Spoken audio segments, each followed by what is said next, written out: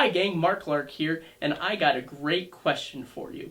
Is Spinal Tap a real band?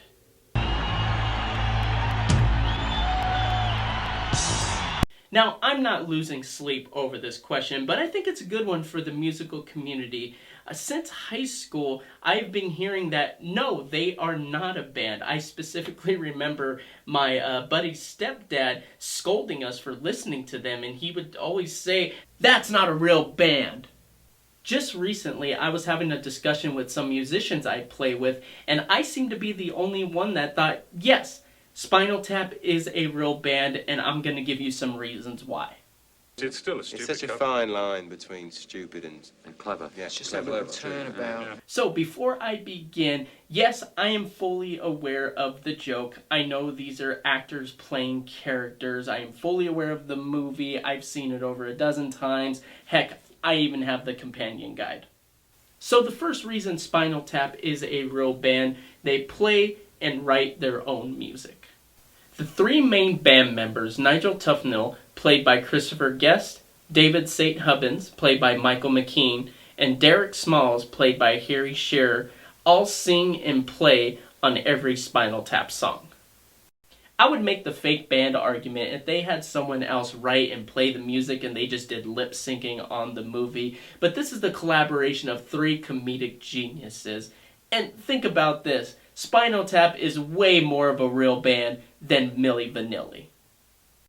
So my next reason kind of goes along with the first. They released 3 studio albums. It would have just been enough to have the songs inside of the movie, but they also released an album with it, This Is Spinal Tap album, with most of the songs from the movie, including the smaller ones as well.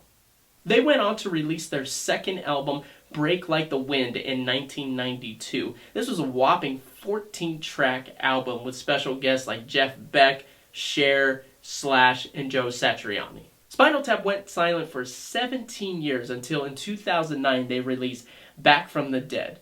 This was to celebrate the 25th anniversary of This Is Spinal Tap. Most of the album consists of re-recordings of their songs from the first album, but there were 5 new songs. They even went on a brief tour to celebrate their new album, which I'll talk about in just a second. So one other thing to think about, both Lauryn Hill and the Sex Pistols only released 1 album. There are several other bands that released less than 3 albums, but these were the 2 more notable ones. So just something to ponder on. Next up, they played live concerts. Trying out this rainy day town. Goodbye, cloudy skies. Here she comes to cut them down to size. Dry the tears in my eyes. What better way to prove yourself as a real band and a musician than playing a live concert? They played all over the US and Europe, including tours for all their album releases. They also played and appeared in character on several talk shows and TV shows throughout the years. My favorite appearance has to be The Simpsons. You know, people think there are only 5 members of Spinal Tap, but they are wrong.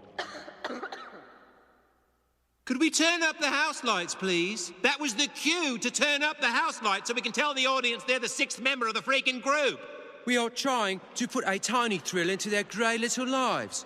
Of course, this is home of Harry Shears, who does several different voices on the show, including Derek Smalls on this episode. And I'm curious if he actually got paid double. I highly doubt that. And of course, if it exists in The Simpsons, it exists in the real world.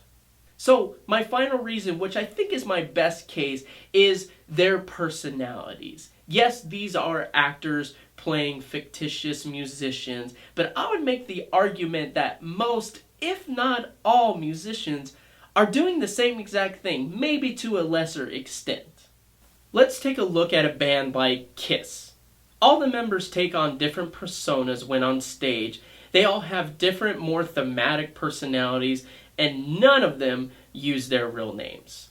As a matter of fact, almost all musicians use stage names. How's this any different than what Spinal Tap does? You can even take it to the extreme like Gwar and Slipknot. None of these guys walk around in their real lives like this. But when they're on stage performing, they're 100% committed. Spinal Tap is no different. They take on the characters that they created and they never break.